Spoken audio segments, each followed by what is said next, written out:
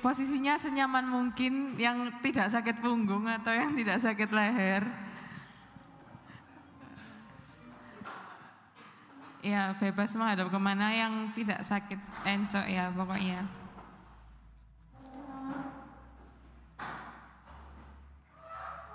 Oke. Bagaimana teman-teman perasaannya setelah mengisi ini?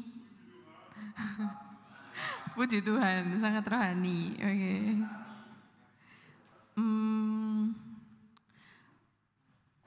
Menurut kalian dan teman-teman kalian jawabannya sama atau beda? Ada yang sama, ada yang beda. Ya, oke. Jadi minggu ini itu tentang aku dan orang-orang yang mengasihiku atau orang-orang yang kukasihi. Nah, tadi kan aku juga sempat bilang di awal kalau teens bulan itu tuh tentang inside out. Nah, inside out di minggu ini itu adalah untuk mengasihi orang-orang yang terdekat kita, orang-orang yang kita kasihi, orang-orang yang mungkin nyebelin tapi selalu ada di sekitar kita. Wah, ada yang mengaku. Enggak guys, bercanda. Nah, kenapa sih kasih itu sangat-sangat penting dalam hidup kita, khususnya di dalam 1 Korintus 13. Boleh dibuka 1 Korintus 13. Enggak aku tampilin sih di PPT, jadi teman-teman bisa membuka sendiri 1 Korintus 13. Boleh dibuka. Itu tentang kasih. Salah. 1 Korintus 13. Yang sudah ketemu katakan amin. Amin. Oke. Yang cowok boleh baca yang ganjil, yang cewek yang genap. Sudah? 1 Korintus 13 ayat 1 sampai 13. 1, 2, 3.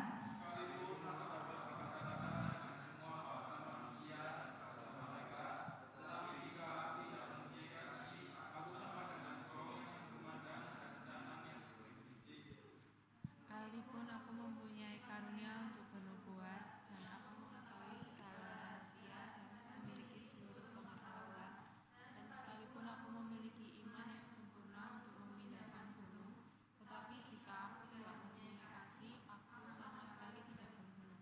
Sekalipun aku membagikan segala sesuatu yang ada padaku, bahkan menyerahkan tubuhku untuk dibakar, tetapi jika aku tidak mempunyai kasih sedikit pun, tidak ada faedahnya bagiku.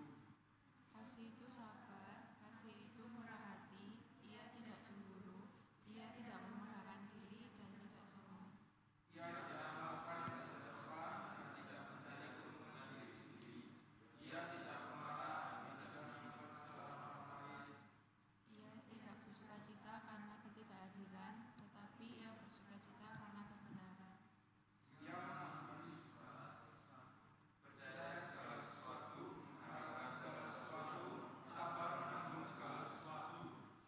Kasih tidak berkesudahan, nubuat akan berakhir, bahasa roh akan berhenti, pengetahuan akan lenyap. Sebab pengetahuan kita tidak dekat dan nubuat kita tidak sempurna. Tetapi jika yang sempurna tiba, maka yang tidak sempurna itu akan lenyap. Ketika aku kata-kata, aku berkata seperti kata-kata, aku merasa seperti kata-kata, aku berpikir seperti kata-kata. Sekarang sudah aku menjadi dewasa, aku meninggalkan sifat kata-kata itu. Karena sekarang kita melihat dalam cermin suatu gambaran yang samar-samar, tetapi nanti kita akan melihat muka dengan muka. Sekarang aku hanya mengenal dengan tidak sempurna, tetapi nanti aku akan mengenal dengan sempurna, seperti yang aku sendiri dikenal. Demikianlah ini, yaitu iman, pengharapan, dan kasih, dan yang paling besar di antaranya adalah kasih. Oke, selamat sudah membaca 1 perikop di hari Minggu ini. Nah, kenapa kasih jadi faktor yang penting? Salah satunya tadi juga dikatakan bahwa Allah itu kasih dan kasihnya Tuhan itu sempurna. Karena ada pengorbanan dan karya penebusan Tuhan di kayu salib, makanya itu menjadi sempurna. buat kita yang nggak sempurna ini, buat kita yang masih berdosa, minta ampun ngelakuin dosa lagi dan seterusnya. Nah, Tuhan itu mau kita itu mencontoh kasihnya Tuhan itu yang sempurna walaupun nggak bisa. Terus yang kedua, kenapa kasih itu penting? Karena kasih itu nggak akan berkesudahan, seperti yang kalian baca tadi. Nah, kasih itu adalah kata sifat dan juga kata kerja.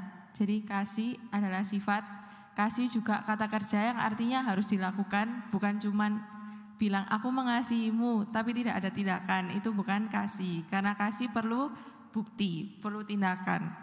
Terus yang ketiga adalah manusia itu perlu diterima dan dikasihi.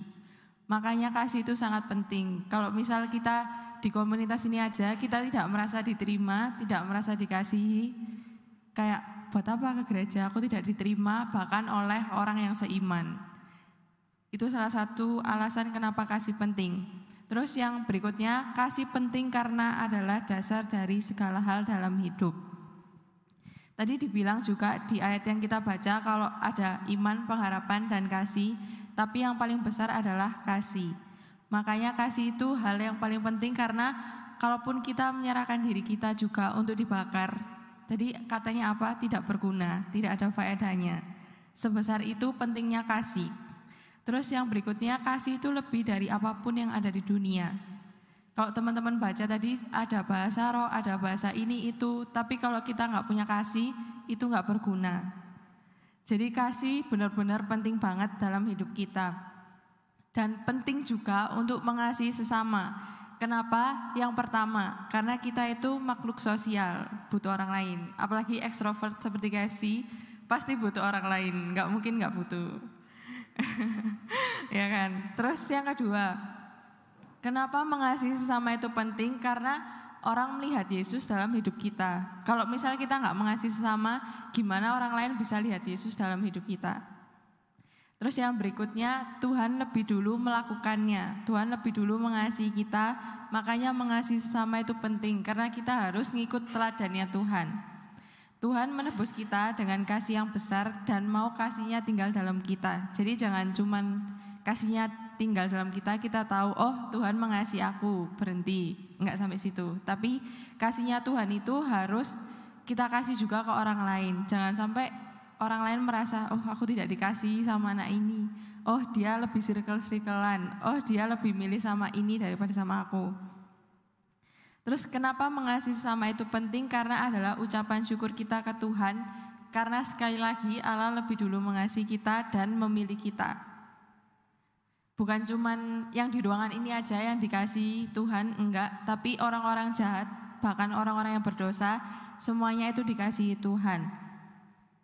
Bahkan di dalam sebuah ayat dikatakan kalau Tuhan itu mengasihi orang tanpa memandang orang itu jahat atau enggak. Bahkan Tuhan itu baik ke semuanya, bahkan baik ke orang-orang yang enggak tahu diri dan enggak tahu terima kasih. Itu ada di Lukas 6 ayat 35.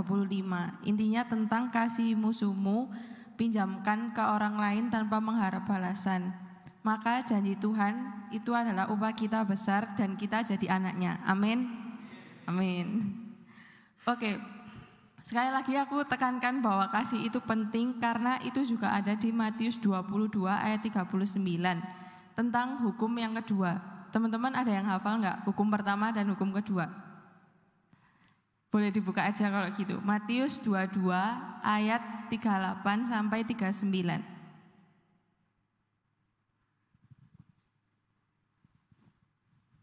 Matius 22 ayat 38 sampai 39. Sudah? Boleh dibaca sama-sama ya. 1, 2, 3. Krik-krik belum dapat ya. 38, 39, 38 sampai 39. Oh 37, oke boleh dibaca dari 37 sampai 39. 1, 2, 3.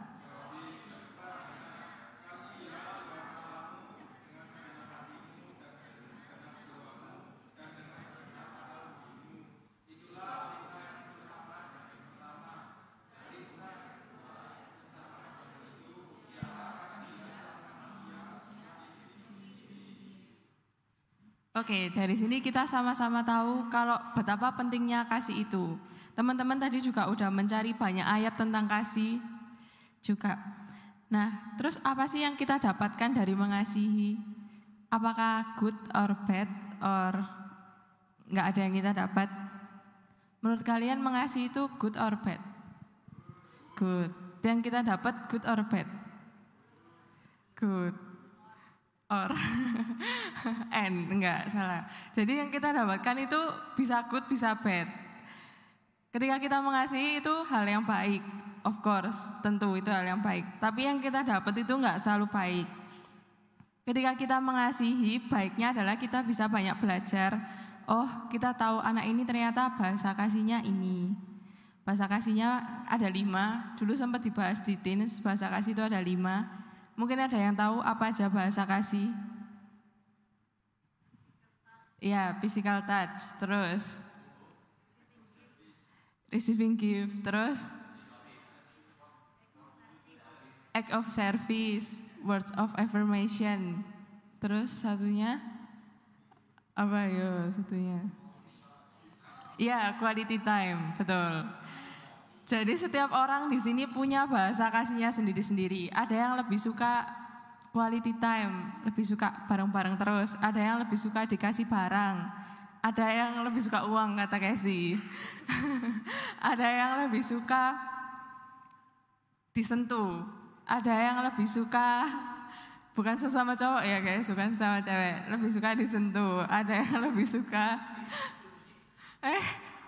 ada yang lebih suka dikasih kata-kata semangat, dikasih kata-kata romantis. Ada yang lebih suka ini itu sesuai dengan bahasa kasihnya masing-masing. Nah, kita bisa belajar. Kalau misalnya kita mengasihi orang lain, kita jadi tahu, oh anak ini bahasa kasihnya ternyata suka quality time. Dia sangat berbunga-bunga kalau quality time. Ada yang lebih suka kalau dikasih barang dan sebagainya. Terus ketika kita mengasihi orang lain, Tuhan itu dipermuliakan. Dan kita jadinya bisa tahu kekurangan dan kelebihan orang lain.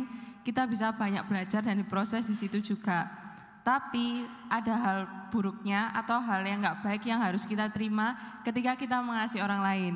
Seperti yang teman-teman tulis tadi, ada kendala-kendalanya. Misal ini, ada yang bermuka 2, tidak mendapatkan feedback yang baik, ada yang malu, gak mau terbuka, susah mengampuni, kalah dengan ego, masih memiliki dendam, belum mengenal perbedaan pemahaman, belum mengalami kasih, takut akan respon yang didapatkan, mut-mutan, formalitas dan kewajiban, dibilang so asik, mager, orangnya ngeselin, merasa diri gak mampu mengasihi.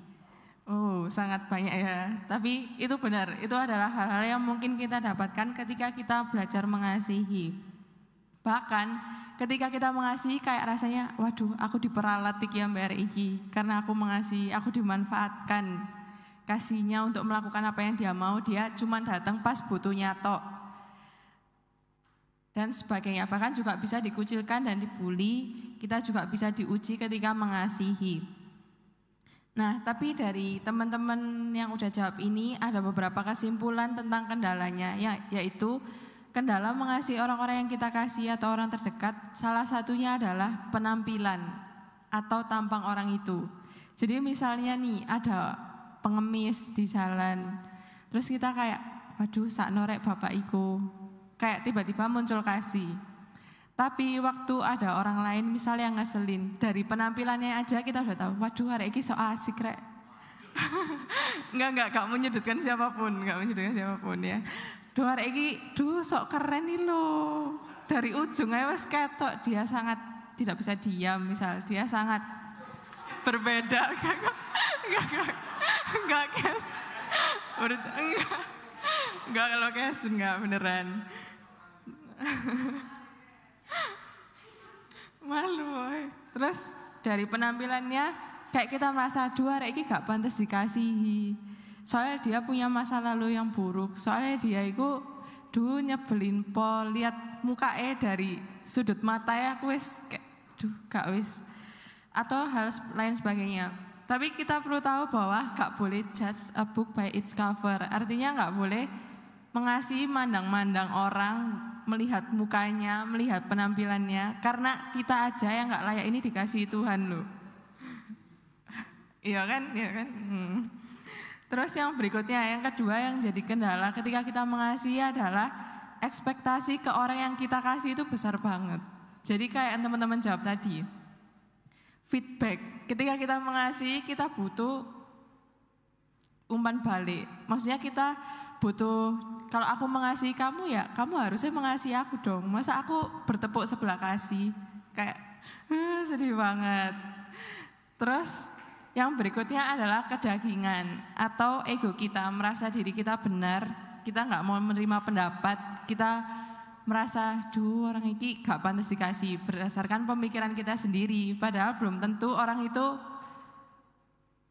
layak dikasih atau enggak, kan bukan berdasarkan pemikiran kita harusnya. Terus yang berikutnya adalah kita tidak tahu cara mengungkapkan kasih. Padahal tadi udah aku sempat sebutkan ada 5 bahasa kasih yang mungkin teman-teman bisa cari tahu ke orang-orang terdekat. Nah ketika nggak tahu cara ngungkapin bahasa kasihnya itu, teman-teman jadi kecewa dan kayak, duh kayak aku gak bisa saya ngejar arekku. Soalnya aku bahasa kasihnya arek apa ya, aku gak ngerti. Kayak terlalu jauh untuk aku yang hanya seperti ini. Dan pada akhirnya kita kecewa dan gak jadi mengasihi orang itu. Terus yang berikutnya adalah pakai kekuatan kita sendiri. Jelas kasihnya bakal salah. Soalnya kasih ke Tuhan itu ibarat segitiga. Jadi juga pernah aku sampaikan di Komsel kalau kasih Tuhan kita dan sesama itu seperti segitiga. Jadi Tuhan di atas, kita di kanan kirinya. Kalau misal kasihnya kita ke Tuhan ke atas ini benar, pasti kasih kita juga ke sesama bakal benar. Tapi kalau kasih kita ke Tuhan salah, pasti kasih ke sesamanya juga bakal kasihnya nggak benar. Kasih yang mengharapkan balasan, kasih yang nggak tulus, kasih yang punya syarat. Terus yang berikutnya kendalanya adalah, ini ada di PPT, yaitu orang yang paling menyakitkan kita adalah orang terdekat kita. Jadi hati-hati dengan orang sekitarmu, bercanda guys. Mukanya langsung mata-mata penuh curiga. Iya, seringkali yang kita percaya itu adalah orang yang mengecewakan. Dan pasti akhirnya kalau berharap dan terlalu percaya ke manusia itu bakal mengecewakan. Jadinya harus benar-benar punya kasih yang benar dulu ke Tuhan, baru bisa mengasihi sesama dengan benar, punya pandangan yang benar tentang kasih ke sesama itu. Terus apa sih yang kita harapkan dari mengasihi mereka? Ini dari jawaban teman-teman, ada yang berharap feedback, perlakuan yang sama, berubah jadi lebih baik, mendapat pahala.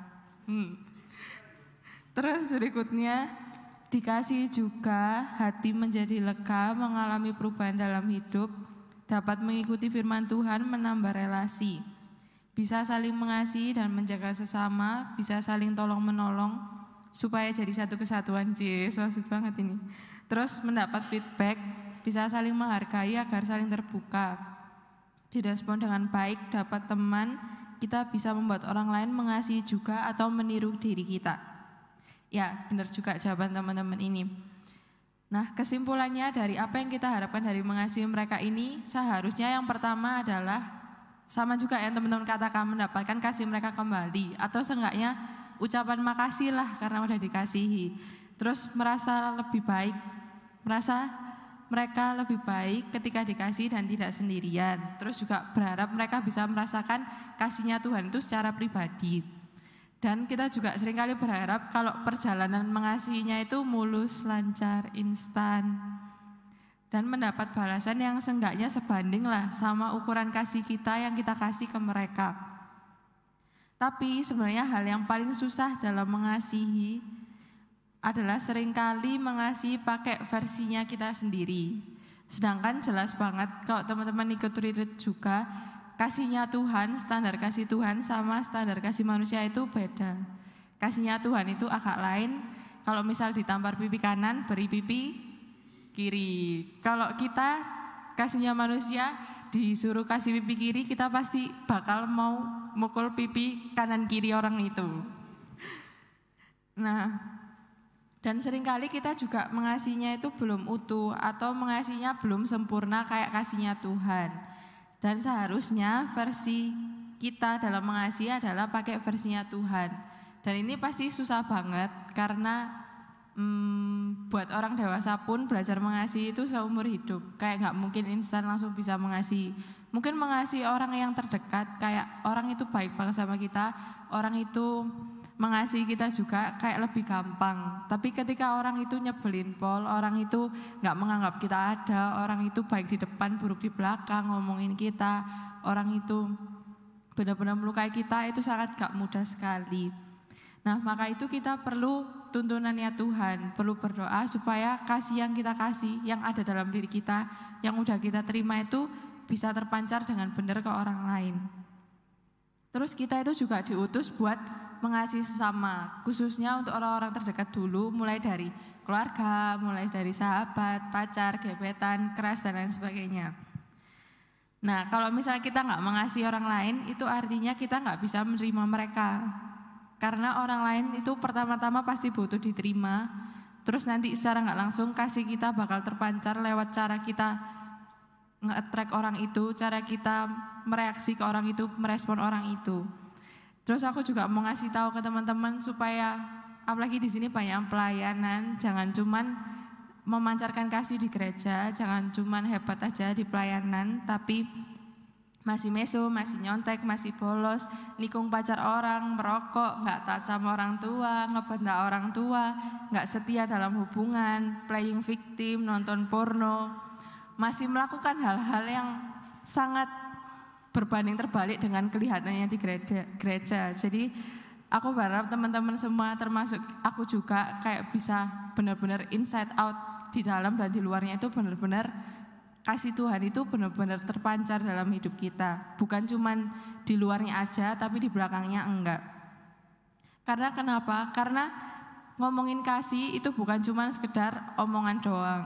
Kasih itu butuh tindakan, kasih itu butuh perlakuan, dan tindakan itu berbicara lebih keras daripada cuman kata-kata aja. Terus banyak banget di sini ayat Alkitab tentang kasih, dan aku yakin teman-teman semua pasti juga bahkan udah kayak agak bosen ya dengan kata kasih. Tapi mari kita belajar sama-sama tentang kasih ini lebih lagi.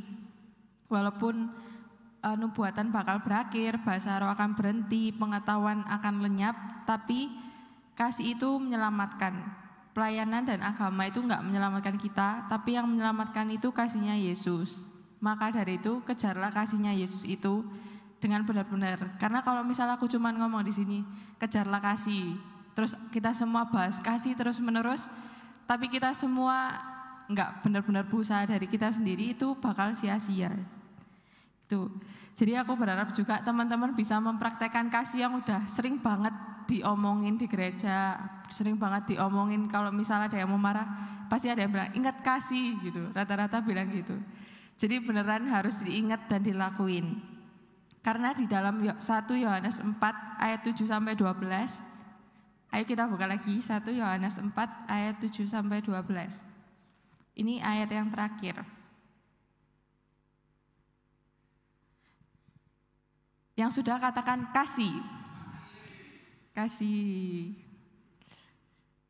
Oke, mari kita baca sama-sama ya. 1 Yohanes 4 ayat 7 sampai 12. 1, 2, 3.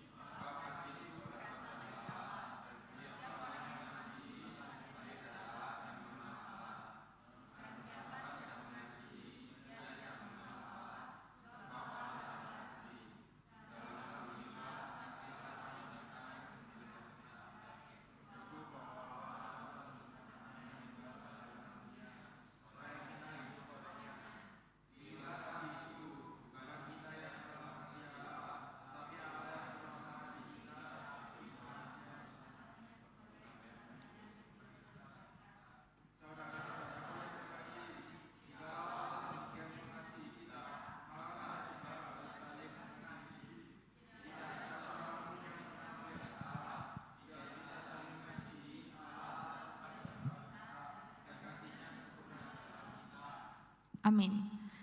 Oke, jadi dalam sebulan ini teman-teman bakal sering banget baca ayat ini, karena ini ayat bulanan kita, yaitu di 1 Yohanes 4 ayat 7 sampai 12. Dan sempat dikatakan juga, barang siapa yang nggak mengasihi itu berarti tidak mengenal aku. Sangat deep sekali. Jadi pertanyaannya buat kita refleksikan adalah, apakah kita mengasihi Tuhan dengan sungguh-sungguh? Karena kalau nggak mengasihi berarti kita nggak mengenal Tuhan. Coba direnungkan dulu ya teman-teman. Dan juga sambil direnungkan, aku juga mau kasih kesimpulan terakhir, yaitu kita itu harus tinggal di dalam kasih. Mungkin mengasihi itu gampang, tapi juga susah banget di lain sisi. Mari belajar sampai, gak apa-apa belajarnya itu sampai kayak, Tuhan aku wis gak sanggup, aku tidak layak mengasihi karena aku sendiri gak layak, atau alasan teman apapun itu. Tapi mari belajar mengasihi sama seperti Tuhan itu juga mengasihi. Mungkin prosesnya teman-teman dalam mengasihi itu beda. Ada yang kayak instan langsung bisa mengasihi, langsung bisa jadi berkat, kayak orang lain merasakan diri kalian itu jadi berkat. Tapi juga ada yang proses kasihnya itu lama, karena mungkin juga banyak introvert dan lain sebagainya, jadi faktor penghalangnya. Tapi yang mau aku bilang juga ke teman-teman, kalau segimanapun kita, kasihnya Tuhan itu bakal nembus semua penghalang itu buat kita. Jadi kasihnya Tuhan itu benar-benar besar banget dan mampu menolong kita, membangkitkan kita, mendamaikan diri kita. Bahkan diri kita yang gak layak itu Tuhan layakkan sama kasihnya Tuhan. Dan melewati apapun dalam hidup ini, teman-teman itu gak pernah ditinggalkan sendirian. Karena Tuhan itu selalu ada. Kalau misalnya kita ngerasa kayak, duh aku kayak sendirian, maksudnya kayak orang lain pun, orang terdekat pun itu gak ada buat aku. Tapi ternyata yang aku pelajari dari retreat kemarin itu, bukan Tuhan yang gak mengasihi kita, bukan kitanya yang gak ada, tapi seringkali kitanya yang gak peka. Kayak Tuhan itu udah di situ, tapi kitanya tuh gak bisa lihat Tuhan, kitanya gak fokus ke Tuhan, malah kita fokus ke masalahnya. Padahal Tuhan itu selalu ada di sisi kita, bahkan mungkin meluk kita, tapi kitanya malah fokus nyalain Tuhan, kecewa dan lain sebagainya. Jadi mari teman-teman semangat belajar mengasihi, terutama mengasihi diri sendiri dulu, beresin masalah dengan diri sendiri dulu, berdamai sama diri sendiri kalau ada yang belum. Terus juga belajarlah mengasihi lewat keluarga, orang-orang terdekat dahulu, miliki kasih seperti kasihnya Tuhan, dan kasihnya bukan standar manusia tapi standarnya Tuhan. Mari kita berdoa.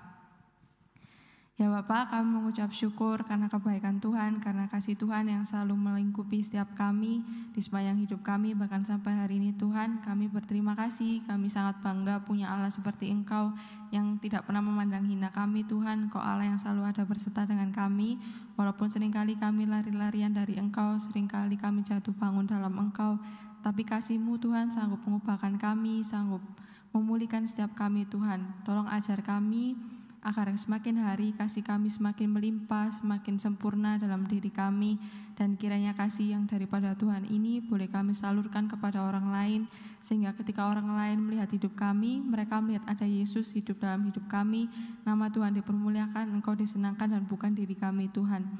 Terima kasih Tuhan, firman-Mu telah berhenti sampai di sini, tapi kiranya Roh Kudus terus bekerja dalam hidup kami, dalam hati kami, dan merema, supaya hidup kami ini Tuhan tidak menjadi sama seperti dunia, tapi semakin hari Tuhan memperbaharui kami, semakin serupa dengan Engkau, semakin memiliki kasih yang besar dalam Engkau. Terpujilah Engkau Tuhan, dalam nama Tuhan Yesus Kristus kami berdoa mengucap syukur, haleluya, amin.